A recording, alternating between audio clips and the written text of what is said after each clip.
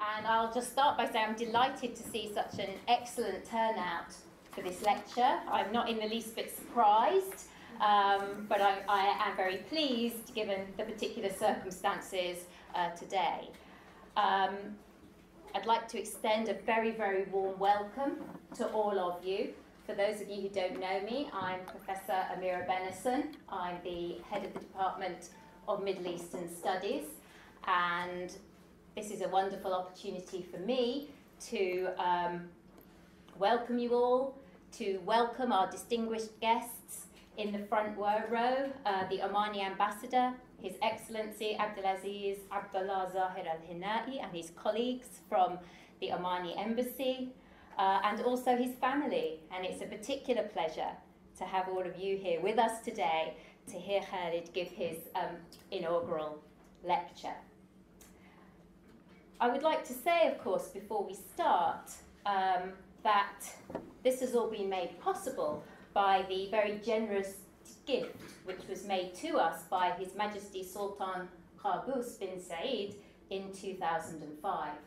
That enabled us to create a flagship professorship in modern Arabic studies, and I can say with complete sincerity, really invigorate the study of the modern Arab world within our faculty and department. And the post, as I'm sure all of you know, was first held by Professor Yasser Suleiman, a renowned sociolinguist who played a leading role in developing the study of the modern Arab world at the University of Cambridge.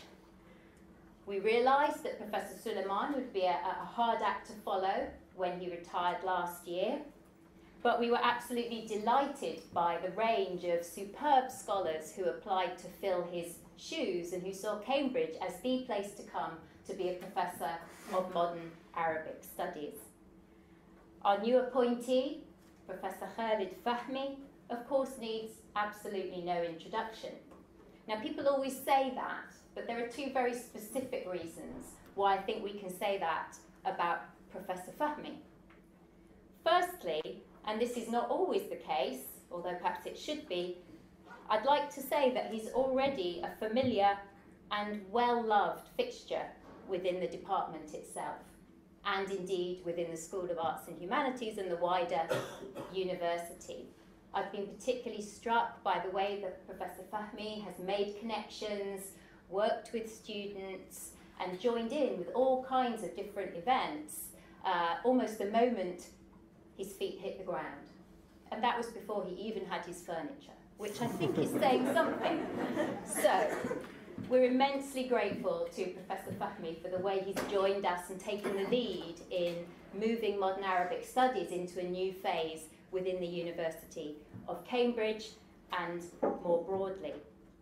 The second reason, of course, that he needs absolutely no introduction is because his work as a historian. His work in particular on 19th century Egypt, the reign of Muhammad Ali Pasha, and I think most of our students now know that Muhammad Ali is not a boxer, which is pretty good. And of course his book, All the Pasha's Men, is widely read beyond the field, and that cannot be said for the work of all of us working on the Middle East and its history. I know people working on East Asia, on other parts of the globe, and they've all read this book as a result of its intellectual acuity, its innovative approach to the subject of the encounter with modernity, and the deep archival research which underpins it. And these were the characteristics of Professor Fahmy's work which drew us to appoint him in the first place.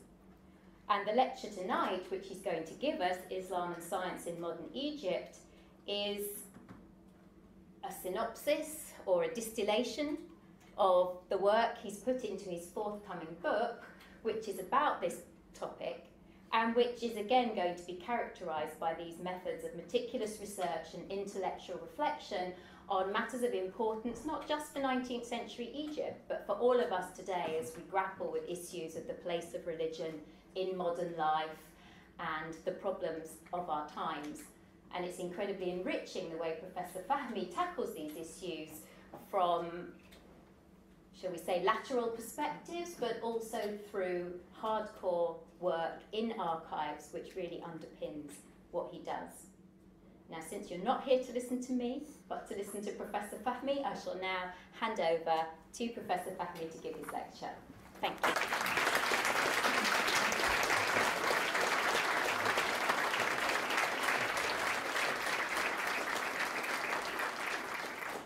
Thank you very much, Amir, for this wonderful and generous introduction. Thank you all for coming. It gives me great pleasure to be here and to, again, I want to extend my special thanks for His Excellency Sheikh Abdulaziz Ibn Abdullah Al-Hinai as representatives of His Majesty Sultan Qaboos bin Saeed, the Sultan of Oman, who has generously funded this chair. I thank you for coming. I would like also to thank Ms. Reem Bahgat, the Cultural and Educational Attaché at the Egyptian Embassy in London, who is representing the Egyptian Ambassador, His Excellency Mr. Nasser Ahmad Kamel. Thank you for coming. Thank you all for coming. Appreciate it a lot, especially for those of you who have come from overseas or from out of town. Thanks very much for the organizers in the department who've worked very laboriously and diligently over the past few weeks to make this possible. Now, for the past 10 years, I have been working on the social and cultural history of Egypt in the middle decades of the 19th century. As is well known, this period witnessed the first inklings of the intellectual, cultural, and political effervescence that is often referred to in English as the Arab Renaissance, Al-Nahda.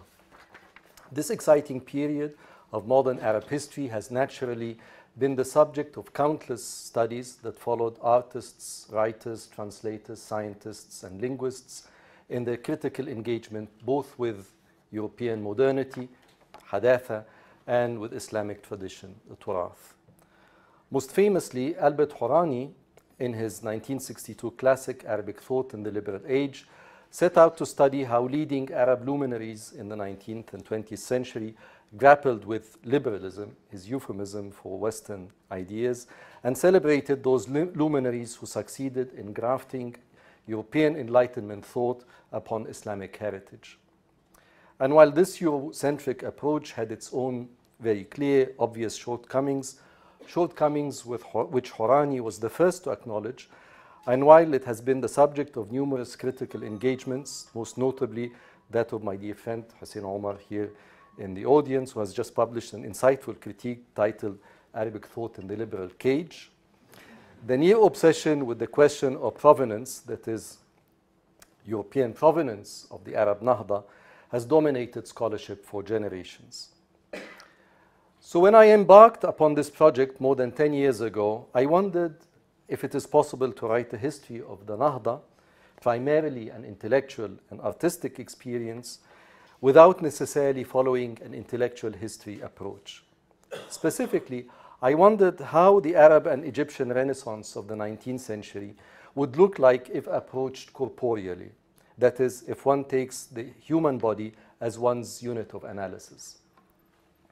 In my earlier study of Mehmed Ali's army, I attempted to answer a similar question.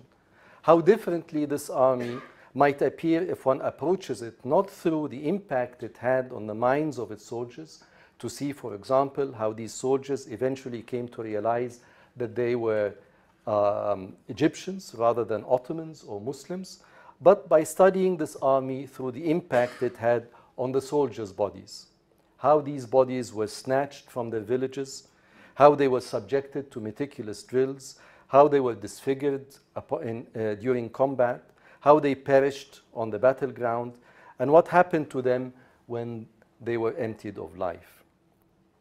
Likewise, in approaching the Arab Nahda of the 19th century in Egypt, I have been interested in viewing it not only as an intellectual event, but also as a corporeal phenomenon. Thus, I have been interested less in studying how ideas of equality, liberty, and constitutionalism made their way from their lofty European origins to be transplanted into the Arab, Ottoman, and Muslim body politic, in the words of Hourani's intellectual nemesis, Bernard Lewis, then in coming as close as possible to the bodies of average and less than average Egyptians, and to study their mundane quotidian lives, full as these lives were with the stuff of eating, defecation, urination, fornication, death, rot, and regeneration. After more than 10 years of research in the Egyptian National Archives, I have finally finished a monograph that I hope offers an engaging account of the corporeal history of the Egyptian Nahda, a monograph that includes chapters on such topics as homicide, sewage, rape, miasmas, and legal torture. By zooming in on medical, legal, and public hygienic reforms, my book asks how our understanding of Egyptian modernity would differ if pursued not via studying school textbooks, newspapers, or printing presses, but by having a close look at cemeteries, slaughterhouses, and cesspools. Rest assured, though, for given today's occasion, I thought to spare you these gory details and to concentrate instead on the innocuous, light-hearted, and uplifting topic of dissection. As I hope to illustrate in the remaining few minutes, dissection was insisted upon as an indispensable means to understand what the human body is composed of. But human bodies were also opened up as a way to ascertain the true cause of death in suspicious circumstances. Dissections and autopsies, therefore, are fundamentally important to follow how medicine and law, respectively, were radically transformed in 19th century Egypt. Studying how, why, and by whom the human body was opened up can go a long way to elucidate how medicine and law, the twin pillars of Egyptian modernity, were radically reconstituted in the 19th century. Studying how cadavers were opened up and examining the reactions such a disturbing practice elicited can, I believe, shed more light on the Arab Nahda than could be had by tracing the intellectual trajectory of liberalism. For dissections, raise the questions that are in your leaflet, questions of ownership of the human body. To whom does the body belong? Does it belong to the person inhabiting it, or to the modern state that lays a new claim on it? Does it belong to the community in which it used to live and which honors and protects it after death, or to God, who, according to classic Islamic dogma, entrusted it to man to fulfill his wish in this world? In whose name and with what authority were bodies opened up? And who had an interest in pursuing such a disturbing practice that was assumed by some to violate religious norms and go against social mores? In an attempt to engage with these questions, it may be helpful to take a look at an oil painting. Sorry. It's not good. This doesn't help us at all. Oil painting or photograph doesn't help us much. But this might. And thank you, Mazen, my nephew, who took a picture of this painting from this museum. It's a museum that is seldom visited, nearly deserted, in Qasr al-Aini, which is the name of the Cairo University Faculty of Medicine. Like many museums in Egypt, this museum is as rich in its contents as the captions of these contents are tantalizingly brief and frustratingly incomplete. They are closer to being items in an inventory list than texts to inform, educate, or edify. The caption of this painting merely says, "The first dissection lesson in Egypt." The painting is not signed, and the caption gives no date, nor does it identify the painter. As cryptic as it is, I believe this painting makes a strong statement about the history of dissection in 19th century Egypt, and it tells us a lot about the strong resistance this dissection purportedly elicited from people who believed that this practice violated the basic tenets of Islam. So what does this painting say about Islam and dissection? At first glance, and with no knowledge about its date or the artist, it seems we have only wild guesses to go by. For like the event it commemorates, this painting is one of a kind, and it is difficult to situate it in an art historical context that can help explain the artist's meaning. Even if we insert the painting into the context of the rich classical Arabic medieval medical literature that is replete with manuscripts containing anatomical illustrations, a context to which I do not think it belongs. These illustrations do not depict anatomy lessons. Rather, as Professor Emily Savage Smith has argued, they represent, quote, a highly schematic approach to human anatomy and could serve as a reasonable aid memoir for the user, even though they might give an inadequate representation of the structures themselves, unquote.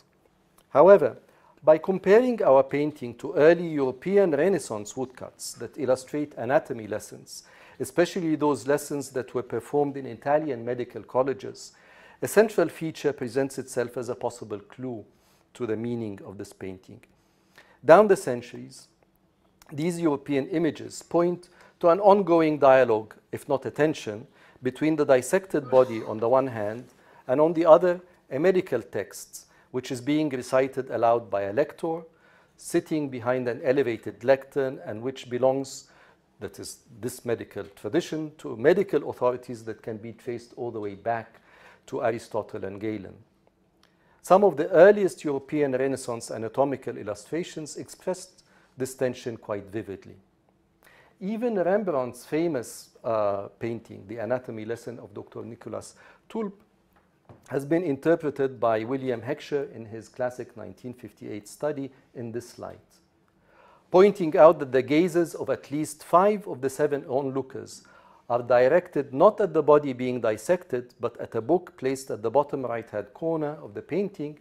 Heckscher argued that these anatomical paintings, quote, do not show us so much what had been seen as what was known to exist, unquote. Simply put, this tension was about what has precedence over the other, the text or the cadaver. Are the senses, especially those of touch and sight, to be trusted as to replace words? Is the corpus of classical medical literature to be discarded in favor of the direct observation of the dissected cadaver, or does the corpse only corroborate the teaching of the ancients? By contrast, our Egyptian painting lacks explicit references to any text, except perhaps the names of classical medical authors running along the amphitheater walls. At the center are the names of Galen, Aristotle, Hippocrates, and Herophilus, whereas the side walls are adorned by the names of Abu al-Qasim, Ibn al-Bitar, Ibn al-Faraj. Curiously, however, Ibn Sina's name is not there. However, there is another poignant, if subtle, reference to this telltale tension between cadaver and text at the very center of our painting. For surrounding the cadaver, the painter had placed a group of ulama, the custodians and interpreters of the text, one of them gesticulating excitingly at what is taking place in front of him. Compared to a much more famous dissection scene, that of the frontispiece of Vesalius's De Humani Corporis Fabrica of 1543, neither anatomist nor dissected cadaver demand our attention in our painting. Rather, it is the group of religious scholars who occupy center stage, and the painter arranged them in such a way as to obstruct the view of the students, thus preventing direct access to the cadaver, ostensibly the source of knowledge about the internal structure of the human body. Autopsy, which literally means to see with one's own eyes, is thus thwarted and obstructed by religion. This reading of the painting, wherein religion stands in the way of science, gains further credence by identifying the artist and dating the painter. It took me many years, and I eventually failed. But this colleague of mine, Anne-Marie Moulin, who is a scholar of 19th century Egyptian medicine, has managed to identify him as a certain Strikalovsky. There is a dispute. There are 2 of them, 2 brothers, both Russian, working in Egypt in various capacities. One of them ended up working as an illustrator for Qasr al-Aini textbooks. And both brothers have this amazing collection of 84 beautiful watercolors that are preserved in the Smithsonian Institution in Washington, and they are about Egyptian flies. They are just exquisite, and you can see them online because they're very beautifully scanned in the Smithsonian Institution webpage. The main thing, however, is that Strefkalowski, whether it is Roman or Nicholas, were active in Egypt in the 1930s, not the 1830s. So with more than a century separating him from the event he was commemorating, one wonders from where Strefkalowski derived his understanding of the circumstances surrounding the opening in Cairo of a medical school based on dissection. An obvious source, although slightly misleading, as I will argue, would be the copious writings of Dr. Antoine Barthélemy Clot, the French founding director of the school. Now, he's my hero or villain. He's the guy who kept my company after Muhammad Ali was put to rest. So there is also little doubt that the turbaned figure we saw in the painting is that of Dr. Clot himself. Born in Grenoble in 1793, Dr. Clot, or Claude Bey, as he famously came to be known in Egypt, he was given the honorific title of Bey in 1831 after he decided to stay in the country rather than flee in the wake of the famous cholera epidemic that swept this country here at the same time. So Muhammad Ali honored him by giving him the title of Bey. So Dr. Clot, or Claude Bey, as he famously came to be known, studied under Xavier Bichat, the founder of morbid anatomy, whose writings Foucault had analyzed in his famous Birth of the Clinic. In 1825, Claude Bey, or Clot, arrived in Egypt seeking employment in the budding administration of Muhammad Ali Pasha. In December of that year, 1825, the young doctor was introduced to this resourceful governor who had been ruling Egypt ostensibly on behalf of the Ottoman Sultan, but practically in his own right for nearly a quarter of a century. A few years prior, Muhammad Ali had experimented with founding a standing army, only to find out in a difficult way that the men he so laboriously gathered from the villages were falling prey to all kinds of diseases in barracks and military camps. A military medical corps needed to be founded, so the Pasha thought, and it is for that purpose that he sought the help of the French consul in Egypt, Drovetti of the famous antiquities pillaging repute, the guy who founded the Museum of Turin, to secure the services of a physician who could save the lives of his soldiers and stop the drain on his finances. This first encounter between these two men in December of 1825 had a profound impact on the history of the Pasha's army, but also of Egypt for generations to come. For in this meeting, Clot advised Muhammad Ali that although he could secure the medical services of many of his countrymen, doing so would cost the Pasha dearly. It would be wiser and cheaper, he said, to found a medical college to train hundreds of native doctors and pharmacists. Crucially, he argued that these native doctors should receive their education in Arabic in order to be able to communicate with their patients. It is very important to ponder the significance of this move.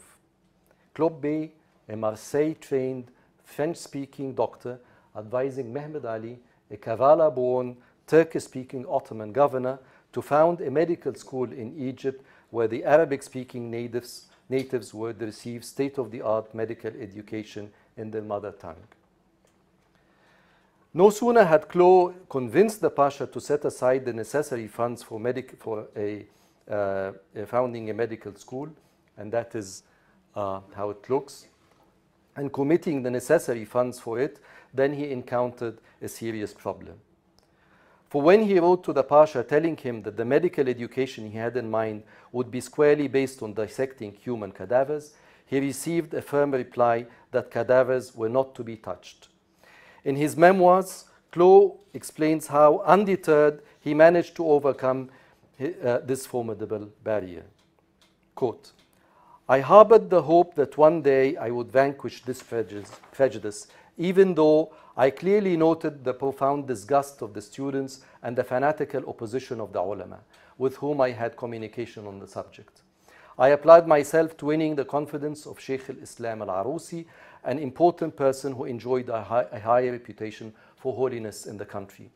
When I approached the question of anatomy, he would not give a single concession.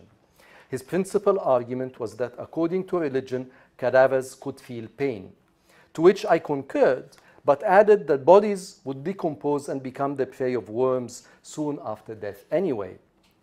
The Sheikh then argued that medical treatises published on such subjects should suffice for the instruction of the students.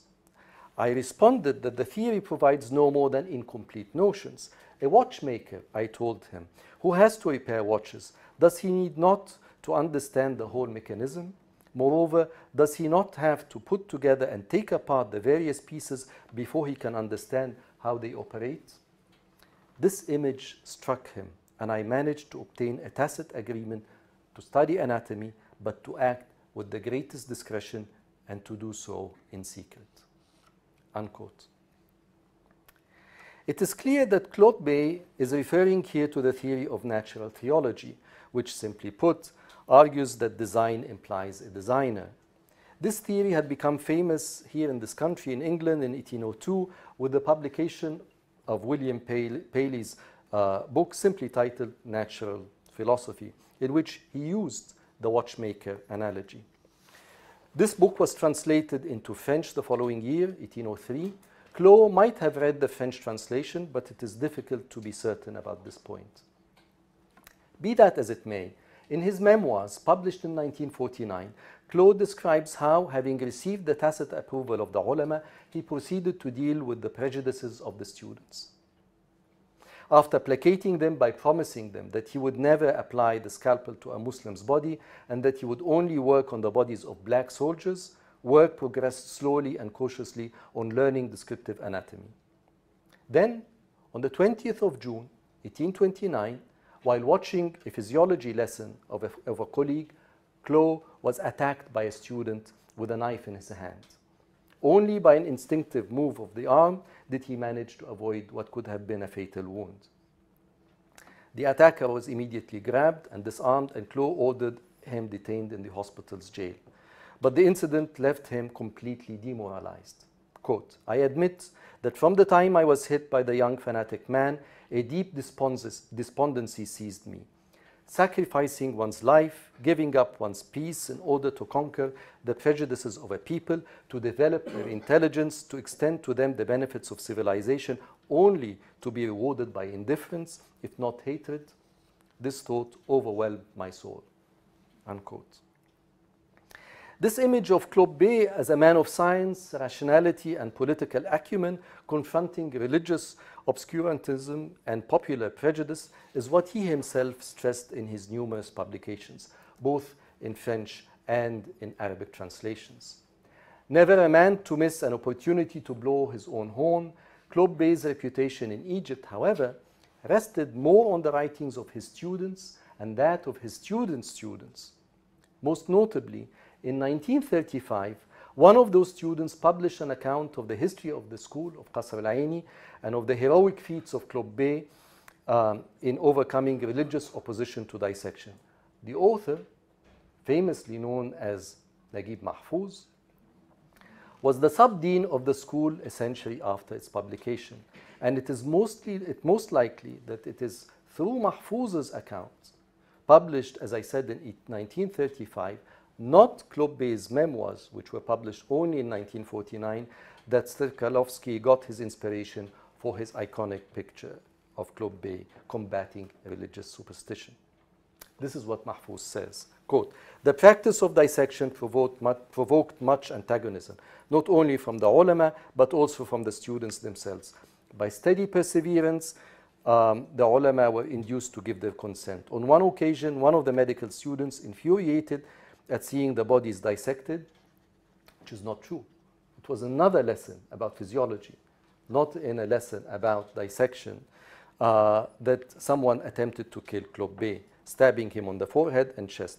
By a fortunate movement of the arm, Claude evaded the attack. The other students soon intervened, and the student was taken into custody. Claude Bey calmly completed his lecture to the great admiration of the class. Unquote. Before critically analyzing these accounts of European science confronting Islamic opposition, it is worth noting that Dr. Naguib Mahfouz is the reason why our famous novelist, Naguib Mahfouz, acquired his name.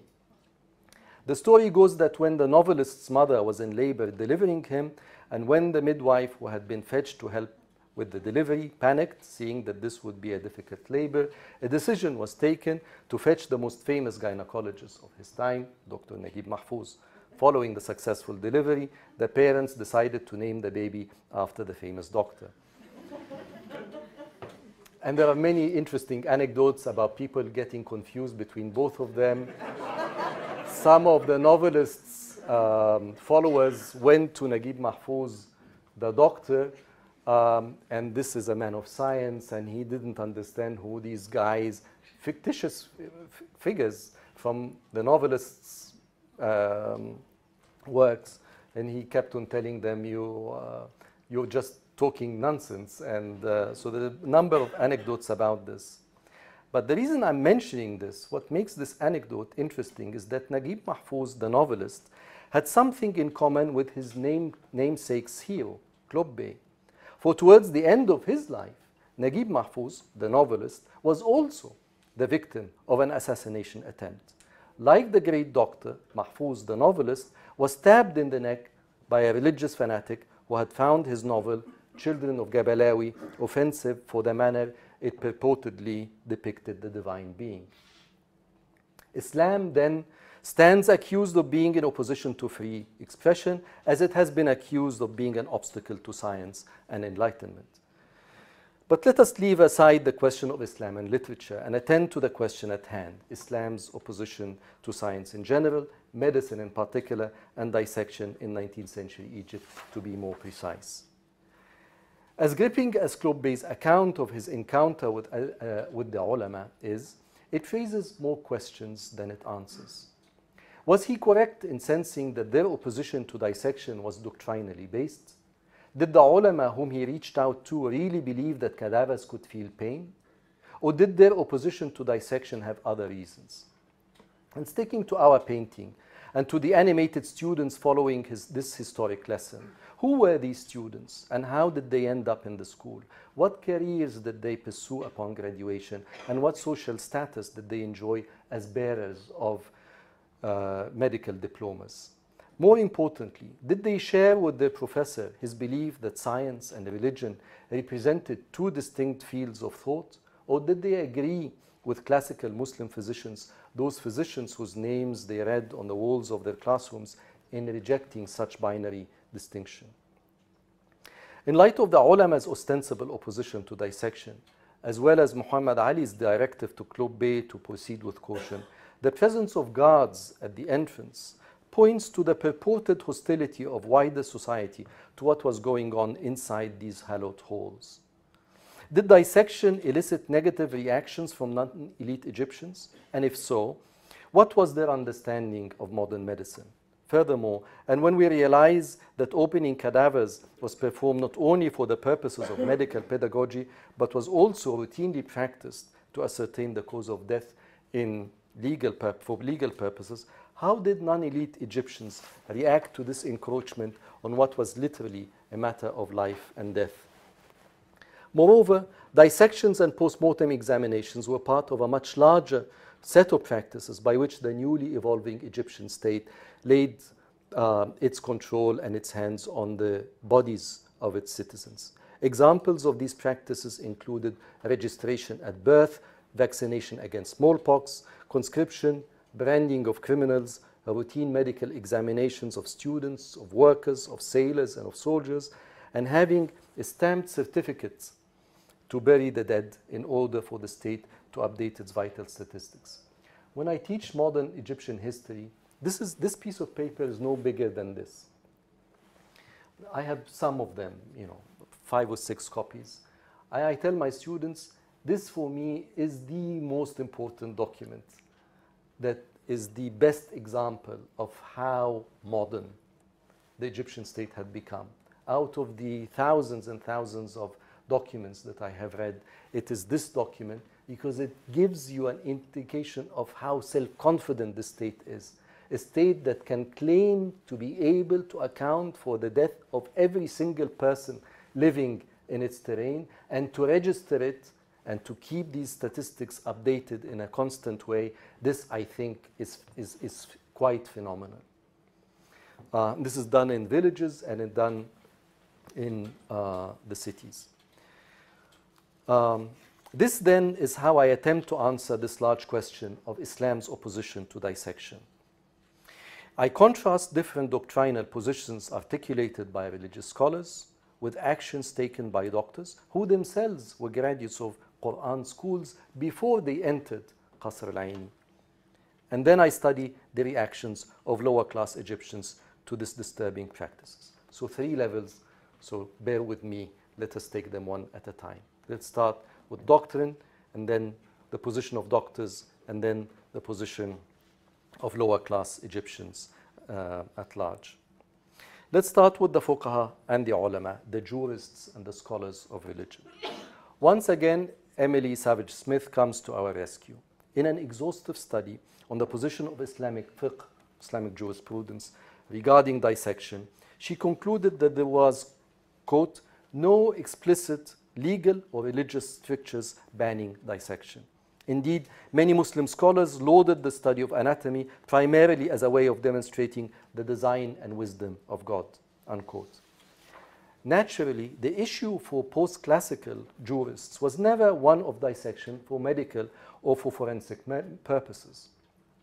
Rather, the question was typically posed to illustrate some fiqhi principle and to clarify the hierarchy of various fiqhi rules, various legal principles. For example, to stress the importance of the principle of the right of the property owner to his or her property, the jurists raised the hypothetical question of whether or not it was permissible to open the belly of a dead man who had swollen some coins or jewelry and then, quote, red-handed, and then died. It's a bizarre example, but they want to illustrate to what degree is it mandatory for this person to receive the exact property rather than a financial compensation for it, for stolen property.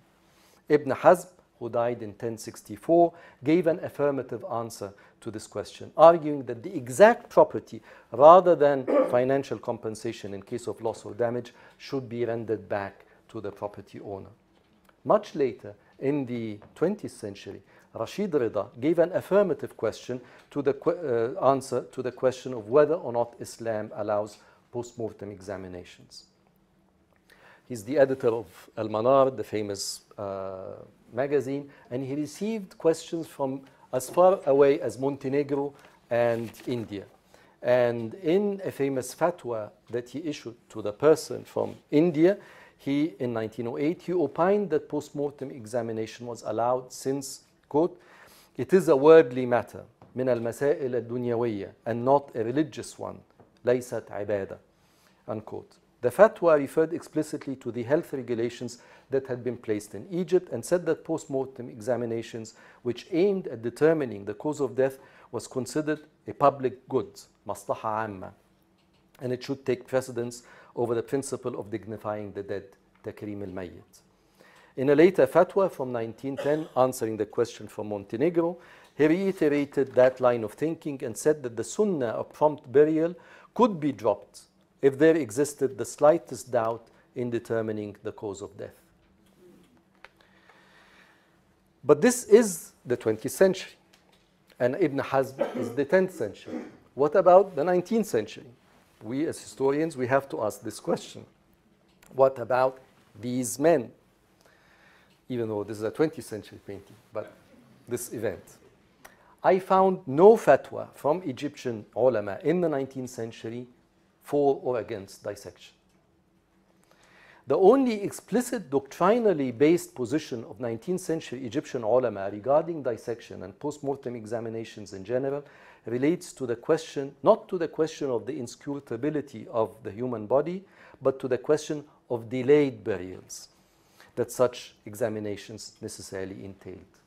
So people would write petitions. We don't care how long this, what you do, but finish quickly. That was the petitions, the gist of these petitions presented to the authorities. In response, Abbas Pasha, Mehmed Ali's successor, the ruler of Egypt, issued strict orders that doctors had to conduct their post-mortem examinations promptly and set down clear punishments for those doctors who failed to do so. The directive specified that checking the dead should be conducted during daytime from 1 hour after sunrise to 1 hour before sunset. At the same time, however, strict orders were issued to local authorities not to be too hasty in burying the dead. A waiting period of 8 hours in summer and 10 hours in winters was mandated.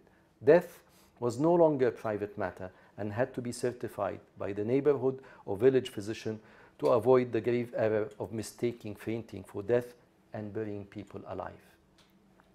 That's the most serious concern. The concern about prompt burial is also what lies behind the following police case involving 2 sheikhs. These are the cases that I love. These are the police cases that I have spent with Ruth Peters sitting up front here many, many years enjoying ourselves in the Egyptian archives reading. The case is about these 2 sheikhs who had a kuttab, a Quran school, outside the perimeters of the city. And they received these young kids. One of them is a 15-year-old kid from across the river from Giza. His father sent him to memorize the Quran during the month of Ramadan. After Ramadan was over, he didn't return. So the father went to fetch him, only to be told that his son had died 3 days prior. And they told him he had died on the mill, the water mill. And he found blood-stained clothes there. So he went to the police to report the case, accusing the 2 sheikhs for murdering his son. The police conducted their investigations and found no foul play. But they were questioned and they said, well, the boy died, we did the rituals, we cleansed the body, we put it in a shroud, and we buried it. And we didn't think that we should delay it because delaying burial is not proper. التأخير عن ذلك ليس من الصواب. They were found guilty for violating health regulations, and the case went all the way up to Abbas Pasha because he was horrified to discover that such an entire neighborhood had been completely devoid of any health regulations. Where is the doctor who was supposed to have to be following this entire neighborhood? And how come these 2 sheikhs are conducting their business in such a cavalier manner?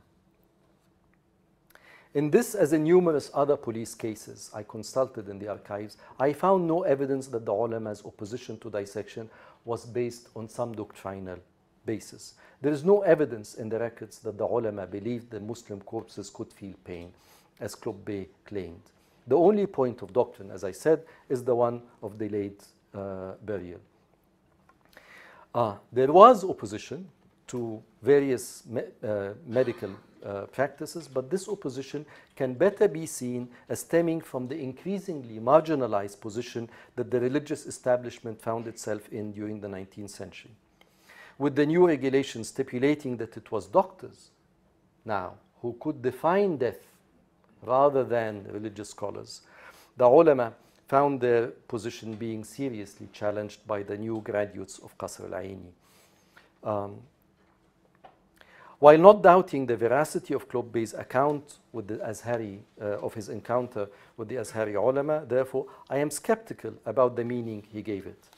In addition to factoring in his general anti-clerical stance, a stance he shared with many of his revolutionary compatriots regarding religion in general and not only Islam, I would also factor in the new social context in which the ulama found themselves, and would prefer to read the rare pronouncements about dissection in light of what they rightly perceive to be a relative decline in their social status.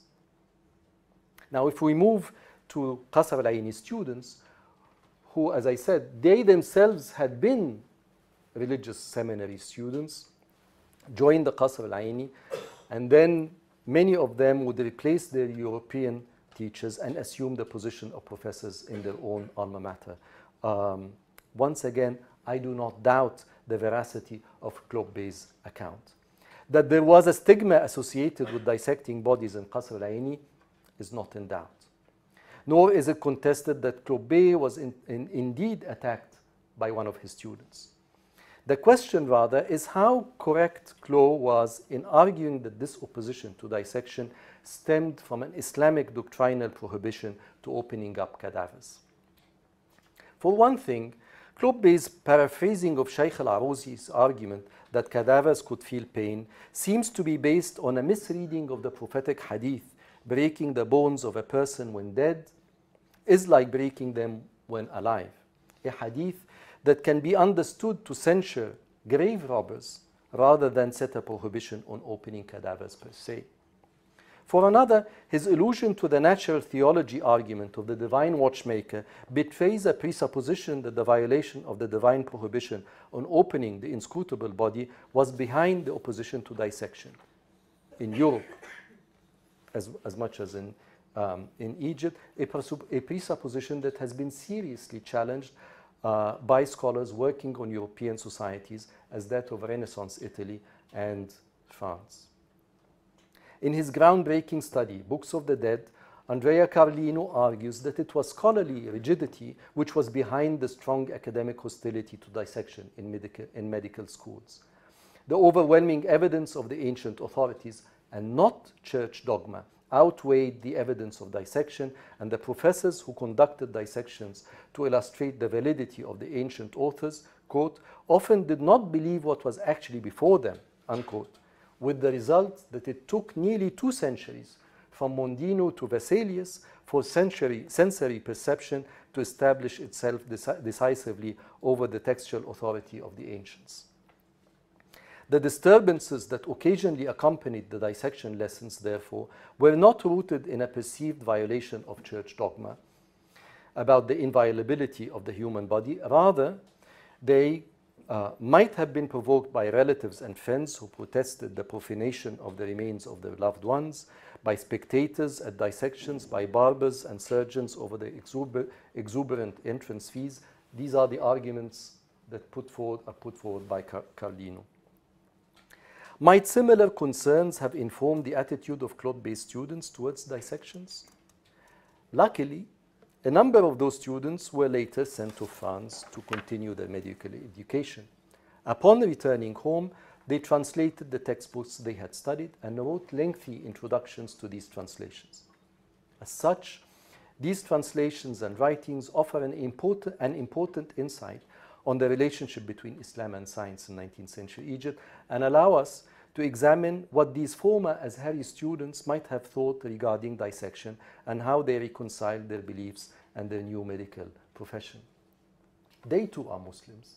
They too I take seriously. It's not only the ulama who have the right to speak on behalf of Islam.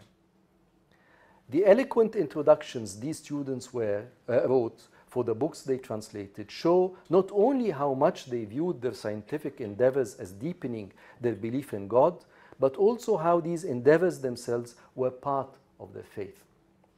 They paid homage to Bichat and Lavoisier. They extolled Ibn Sina, Galen, and Hippocrates, and they profusely thanked the rulers of Egypt for reviving an old science which they believed had been born in Egypt. Above all, however, it is God whom they thanked.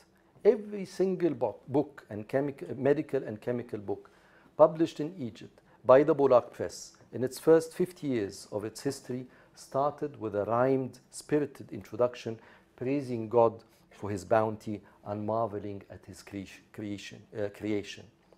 These introductions are craftily written, playing on some of God's attributes that are relevant to the topic of the book being translated.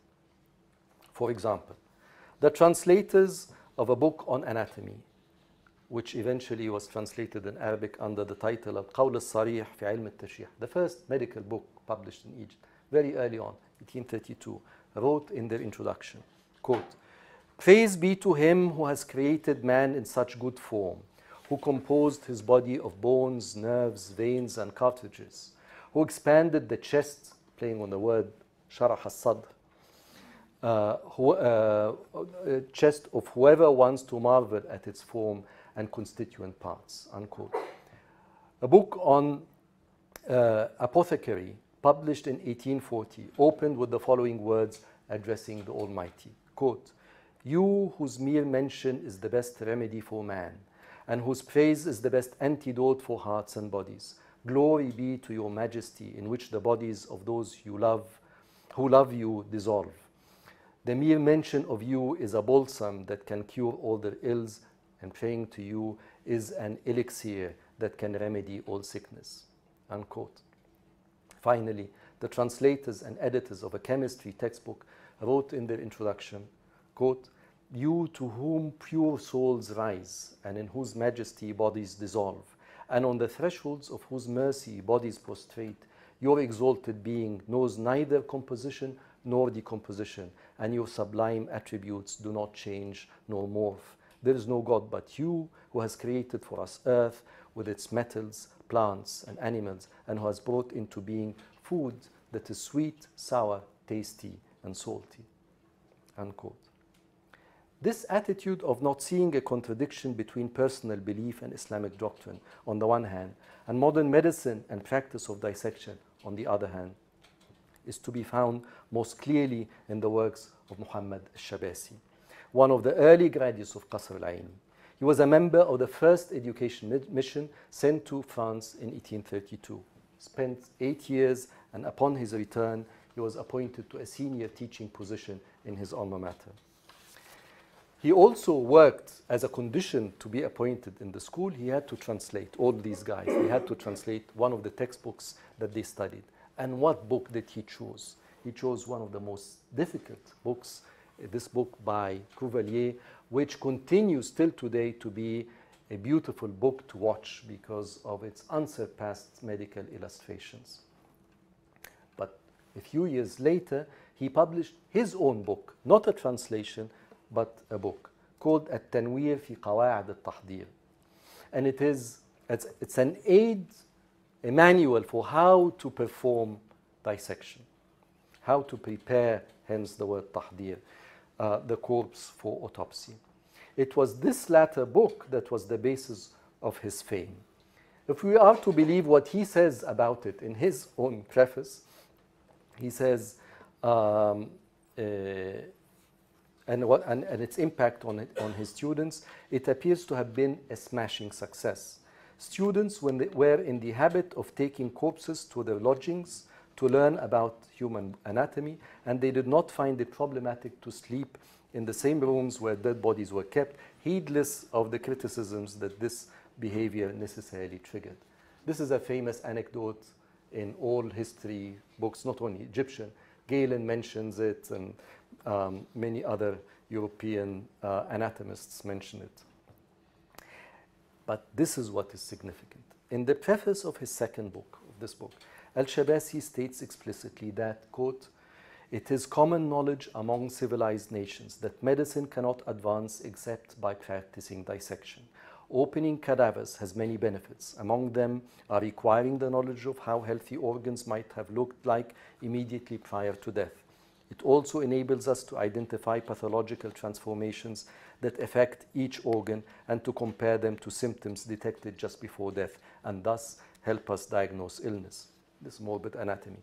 It also can be useful in problems related to forensic medicine, such as burns, poisoning, homicides, drowning, falling from a high place, or dangerous wounds. Moreover, it can be of use in pointing out dangers that should be avoided while conducting small or major surgical operations, unquote. Adding to these medical benefits, Al-Shabasi finds no problem in adding in the same breath quote, marveling at the precise functioning of the organs and meditating on God's creatures, which deepens and strengthens one's faith, unquote. He then paraphrases Galen by saying, reading anatomy books is the greatest of all acts of worship, and it forces one to acknowledge God's oneness, unquote. Throughout his book, Al-Shabasi follows the tradition of medieval Muslim physicians who saw no contradiction between their personal faith and their medical profession. This harmonious view of his Islam and his practice of dissection is seen most clearly in the conclusion, where he dwells on the importance of dissection for forensic medicine. I find this marvelous. Quote, the value of dissection can be illustrated by the example of 3 people who all drowned at the same time.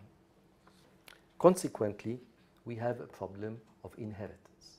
How to divide the inheritance. Specifically, and a problem that can only be resolved if we determine who had died first. Specifically, one person might have died after suffering from blood coagulation in the brain and then died of a stroke. The second by fainting, and the third by asphyxiation. In this case, only the forensic doctor can deduce from the conditions of the arteries, the veins, the hearts, the lungs, and the brain certain rational conclusions based on visual signs, not on guessing and surmising. ظن وتخمين. The same can be said in other similar cases, as when people die at the same time in an earthquake, the collapse of a building, or a fire, unquote. In his very last remark, Al-Shabasi reminds his students of the importance of diligence in their work and cautions them not to jump to easy conclusions. Quote, when the forensic doctor comes across a dead body in the street, he should be very careful in how to determine the cause of death. For if he says that the victim had died as a result of a brain stroke, that is natural death, but when in fact death was caused otherwise, unnaturally, then 2 errors will have been committed. The first, the Sharia stipulated capital punishment, qasas, would have been forsaken. The second, the state would have recorded this wrongly in its death registers. And these is what they call. These are amazing registers giving the name, the location, the cause of death, the age of every single person who died. The ease by which this former Azhari student, who held the chair of Professor of Physiology and Pathological Anatomy in Qasr al-Aini, could combine his understanding of Islam with his belief in the value of human dissection is a far cry from Klobbe's assertion that religious superstitions hampered his work in Egypt. In Shabasi's remarkable book, which was intended not for the general public but for medical students, Al-Shabasi clearly explains how dissection could be of aid not only to medical education but also to the proper collection of vital statistics. And it is most remarkable what is most remarkable, to upholding the Islamic principle of retaliation for a medically proven case of homicide. The last bit. If neither the ulama in 19th century Egypt nor the doctors of Qasr al-Aini seem to have posed serious objections to dissection, we reach the same conclusion when we examine the reaction to dissection by lower class Egyptians, who appear not to have resisted or dismissed it outright. To be sure, the sight of or even the contact with dead bodies must have evoked feelings of horror, disgust, and shock. And as Savage Smith observes, attitudes toward dissections were informed by, quote, the general human dread of cadavers and the revulsion of the sight of human dissection, combined with a climate most unfavorable for such an undertaking before the days of refrigeration. Cutting into a corpse, especially a human one, is a messy and painstaking endeavor, which under the best of conditions requires a strong motivation to carry out, unquote. However, police and court records, the ones we've been reading for many years in the Egyptian archives, show that as disturbing as they might have considered autopsy, lower class Egyptians not infrequently insisted on an autopsy when they suspected that a loved one had been murdered and that the only way to achieve justice was by asking, during the inquest, for an external post-mortem examination, even if this entailed exhuming the body. It is this quest for justice that trumped any religious or cultural opposition to dissection. And it is this quest for justice that led me to the particular choice of title for my forthcoming book.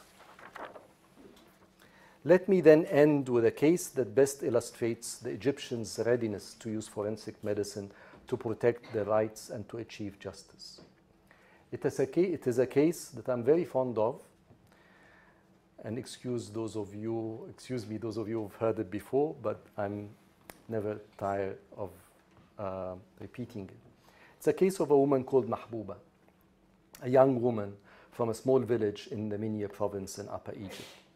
It is a case that sums up what the creation of a modern state meant for common Egyptians, how this state deployed techniques that enabled it to lay claim on their bodies, and how they in turn fought back to reclaim their bodies. In the summer of 1857, Mahbouba's husband, Ali Gadallah, was summoned for corvée labor on the Cairo-Suez railway line. On the way to perform his duty, Ali escaped, prompting his village sheikh, Sheikh Muhammad al-Sha'rawi, to search for him at all costs. He went to Ali's home, thinking that Ali had preferred to stay in the comfort of his small family, composed of his wife, Mahbouba, their young son, and his mother-in-law. When Sha'rawi could not find him, he arrested Mahbouba instead, very much like what the Egyptian police do today, and had her imprisoned in the village jail. While in custody, he beat her severely to confess as to her husband's whereabouts. Eventually, and realizing that his severe beatings may lead to her death, Sha'rawi had Mahbouba delivered to her home, where she soon died. At this point, Ali, the husband, appeared from hiding, and together with his mother-in-law, that is Mahbouba's mother, went to the local Sharia court to bring charges against Sheikh Sha'rawi, accusing him of causing Mahbouba's death.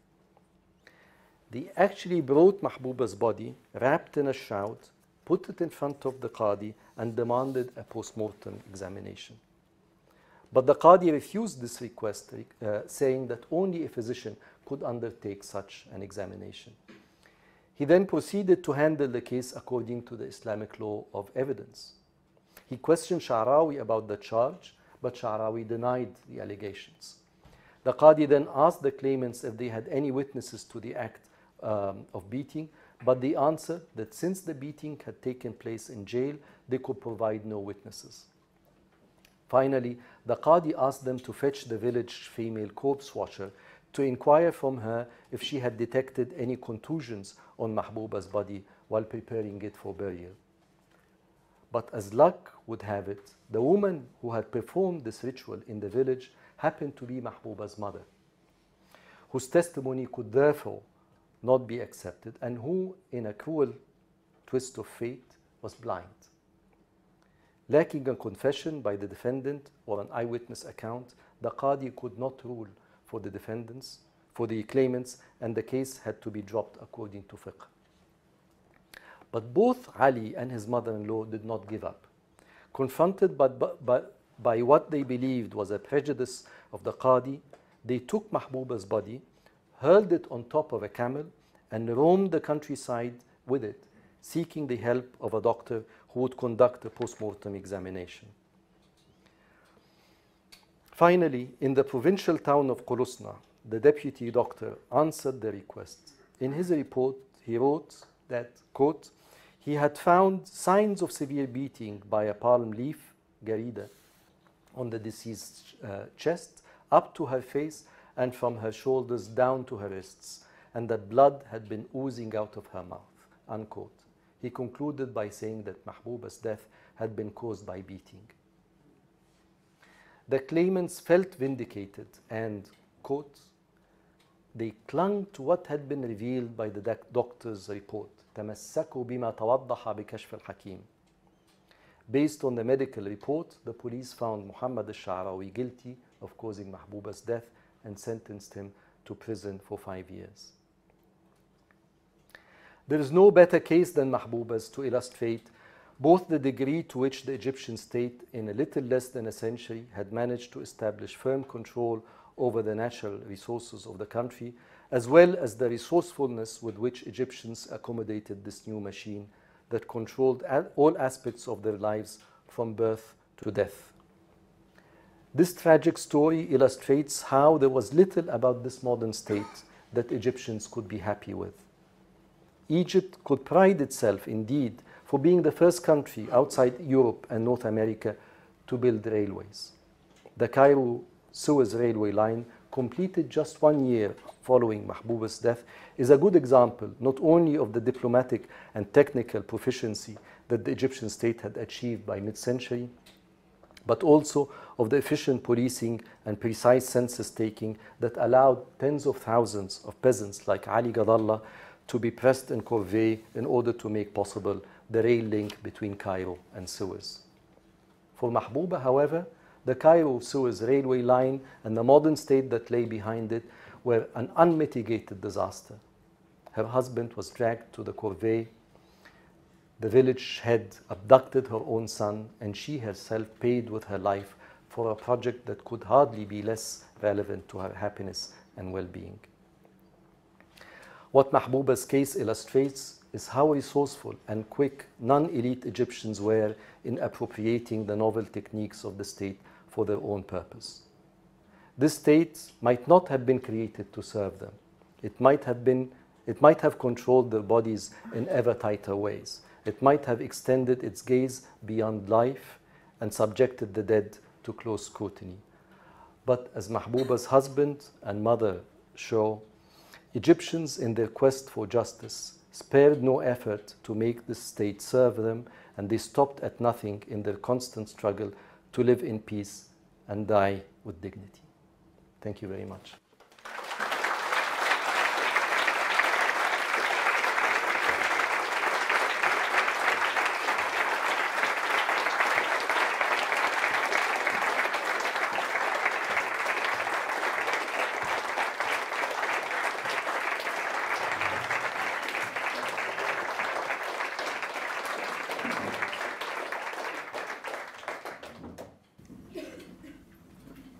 Thank you. I'm sure you'll join me in agreeing that that was a wonderfully rich exploration of the ins and outs of dissection in 19th century Egypt. Professor Fahmy has kindly agreed to answer a few questions from the floor, but after that I would just remind you all that there is a reception outside, and that will also give the opportunity for you to mingle more informally and ask additional questions after this session. So would anyone like to ask a question? Yes. Thank you very much. It was absolutely fantastic. It's not a question, it's just a comparison like that. And have you read Dr. Zhivago by Pasternak? Not was the film? No. That Omar studied. There's a very beautiful episode about dissection with that body and how young Dr. Zhivago is explaining how important it is. And it's actually very, very similar to what we were talking about in the beginning. Is there a short comment? And how the involvement of divine should be interpreted. Yes. Thank you.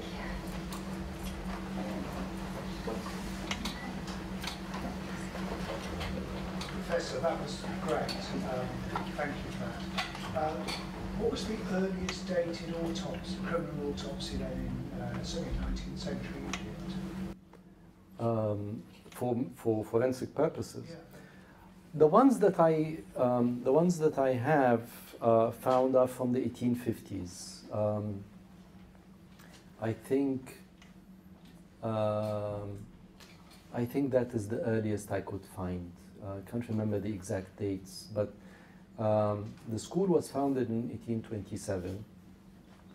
The students returned from their missions in the late 1840s. So it's by the mid 1850s that I start finding references, and this whole project as I'm going to share with students tomorrow in our workshop. This whole project started by these police records. It's when I found them and I said to myself, you know, okay, this is fantastic stories, but it's this detail about the forensic doctor's report that is included within the police report that I thought, well, this needs work.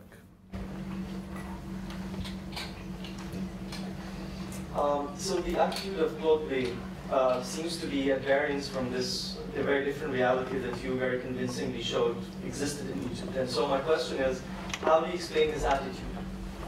So if we, probably wasn't fabricating this perception, but why did he develop such a perception that was so in variance with the reality of this attitude of the ulama, lower class Egyptians, but at the same time even the medical students?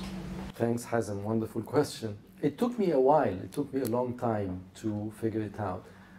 The reason why I spent so much time dwelling upon it is to say that this has become the standard account. This is what people repeat, especially because of Naguib Mahfouz. My explanation is that he was not making it up. There was opposition. I'm trying to say where it might have come from. I think in general, he is informed by two principles. One is a very strong anti-clerical attitude towards the church. I mean, this is the medical training he learned in France. He's a man of science. This is superstition, and his understanding of this hadith, I think, he translated it to what he thought men of science believed religion to say, especially the church, which, those who work on, the medical historians who work on history of medicine in France at that time and earlier have refuted. The church was never the real obstacle to dissection. The second one is his position in Egypt. It's a peculiar position. And it's peculiar because, on the one hand, it is a typical colonial one. European man coming to, as he says, a backward country to enlighten them and enhance their intelligence. And this is his self-perception as well as a man of science. So he's a European man of science coming to a country with no science and not Europe. What makes it peculiar and this is what I constantly say, and Hussein here knows this, that Egypt is a peculiar case to study because this is not a typical colonial moment. This is not India.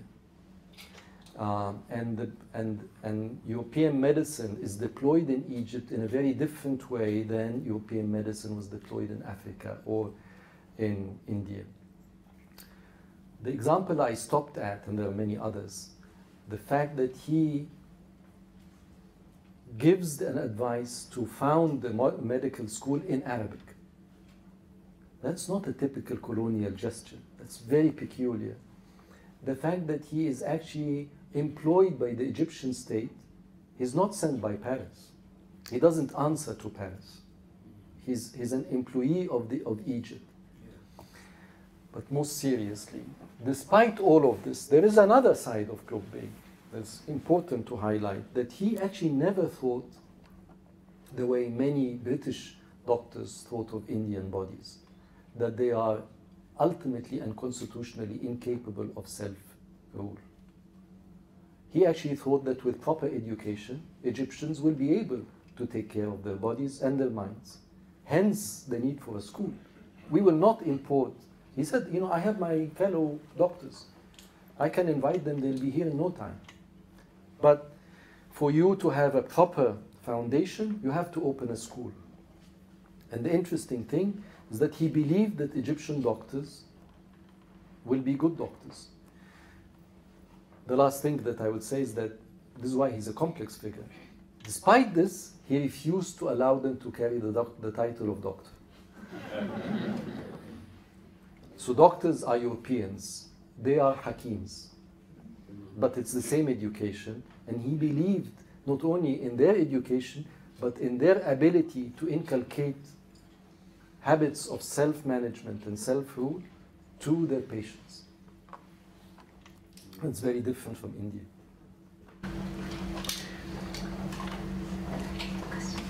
How would you assess the state's kind of insistence on building state institutions with the growth of medicine in Egypt, rather than it being kind of an organic movement towards education, rather than a state-enforced institution?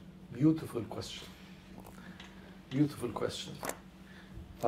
That's, for me, that's the million-dollar question, honestly.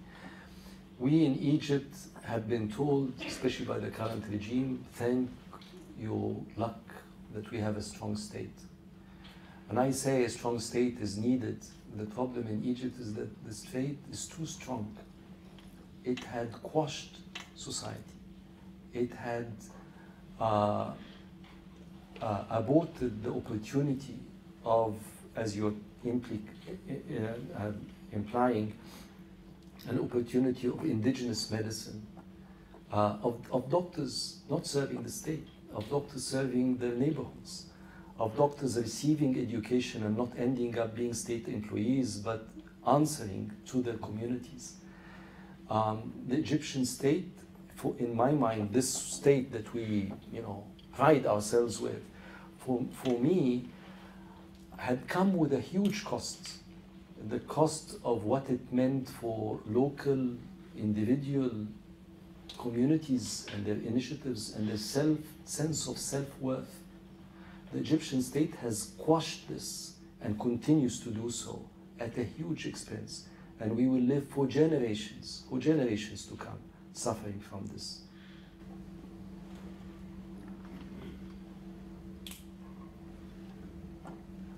Let's have one more question. Sorry. No. Thank you very much. Okay, there's two more questions. Yes, I'm sorry. Two I just people nodded have at been him. waiting. Yeah, I took your... No, it's all right. Two more questions. Thank you very much, Dr. Khaled, for a very interesting presentation. I have kind of like two questions, very brief questions. So my first question is about Dr. Muhammad al-Shirazi, and he's saying like he's trying to like sort of marry sort of like his formal beliefs or like his beliefs in Islam. Islam is kind of like very okay with the notion of dissection, with the notion of using medicine in that way. But of course, like, isn't it like very typical that he say something like that? Of course, he has to say something like that because the overwhelming culture or the dominant culture in Egypt is basically one that kind of resorts to Islam in that way. So isn't it like typical? Does it really say anything about his beliefs? Like he has to make this show, of course, at the beginning of the book. And the other thing is basically about the example he gave at the end about common Egyptians basically using sort of like the forensics to sort of like sort of like take the rights or something. My idea here is like I mean, it seems like it's a very romanticized sort of anecdote. It's a very powerful anecdote, but it's very romanticized because, of course, if I'm promoting science, that's exactly what I would say. The report has to say something like that. So I was wondering if there is a counter kind of intuitive argument or explanation to that. The first point, I don't think so. I mean, this is not a polemical book. This is not a book for the wider masses. This is a book for his students. This is a textbook. This is where he's actually thinking aloud to his students. It's a small community. But I understand where your question is coming from. And I'm urging you to rethink this period and take it seriously in its own terms. I know that Mehmet Ali or Muhammad Ali had been dismissed as playing with religion and not being very serious. Muhammad Ali is a Muslim ruler through and through. Not necessarily Muslim by meaning that he's pious, but his world is a Muslim world. He's an Ottoman Muslim, he's fighting with the ulama, but as a Muslim.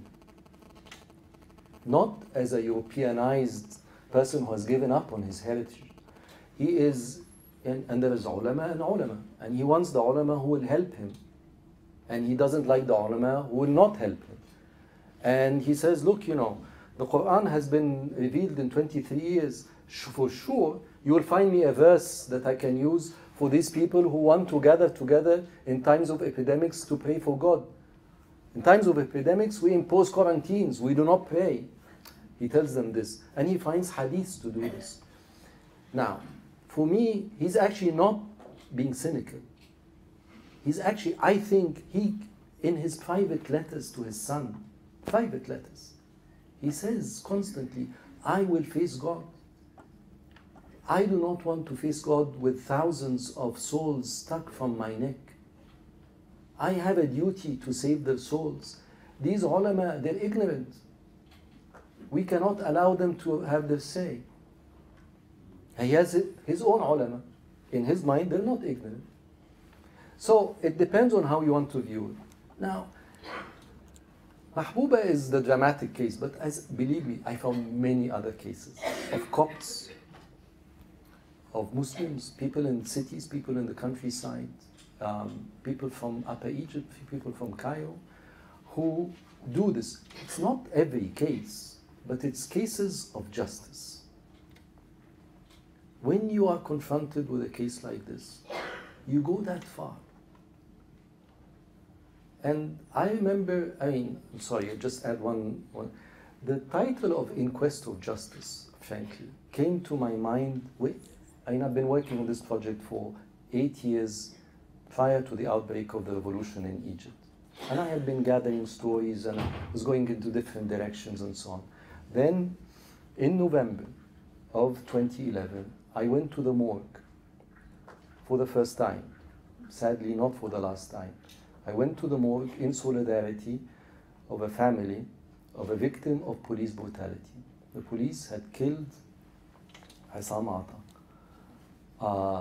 a person who I've never heard of before, and we went in solidarity of the family. And in the morgue, the minute I entered, I found this young guy fighting on the phone with someone. Turns out it was his uncle, and he was saying, we will open him up, come what may.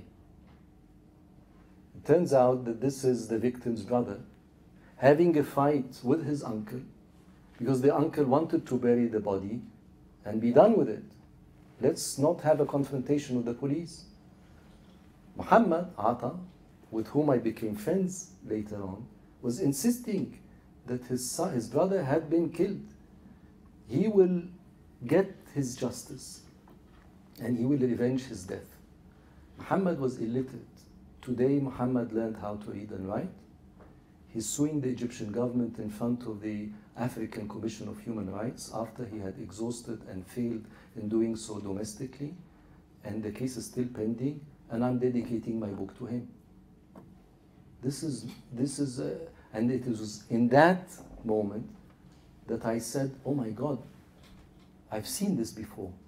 And it wasn't that I had seen it. I'd read about it. All my research had been leading to this. It is then that the book came together. And then I said to myself, yes, it is a quest for justice, which I think trumps everything else. People's belief in justice is visceral. One last question and then we'll take the discussion outside the reception. Thank you so much for a wonderful talk. My question goes back to Kobe, and you described very beautifully his perception of himself, his role in Egypt, his understanding of the Egyptian people. But I was wondering if you could tell us a little bit more about how it is that he was perceived and whether some of the opposition that he faced was more to do with how it is that he was understood by the Egyptian people or his students. The reason I ask is I wonder whether some of it's related to his own faith or lack thereof, and whether that had something to do with the relationship he had with his students. Thank you. No, as I said, Klo is a very difficult character. Like all of these complex figures, there is more than one persona. There is Klo that we read in his published books, and there's the Klo we encounter in the archives.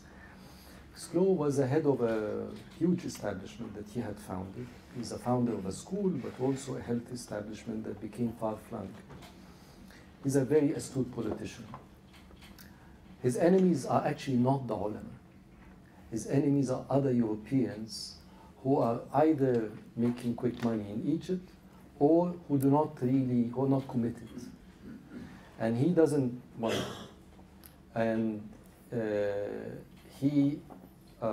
his fights show a very clever person who's fighting for his turf, for his students, for his medical establishment, getting the funds, the buildings, and their prestige.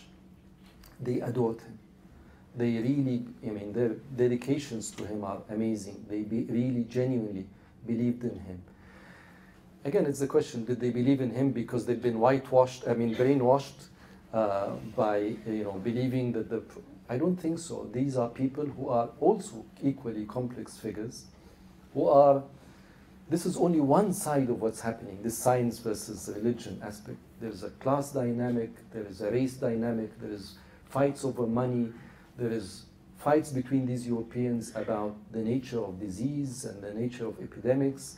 He believed in founding a nationwide medical health establishment, whereas many of his European colleagues wanted only to protect the European enclave. This is why, again, he was not a typical colonial medical man, unlike the Europeans in the British in India, who are mostly concerned with the colonial enclave. So he's a complex figure, and there are many aspects of it. And if you want to learn more, wait for the book. Well, that's a perfect note on which to end, I think, and I'm sure you'll join me in thanking Professor Fatmi again for a fascinating. Thank you so much.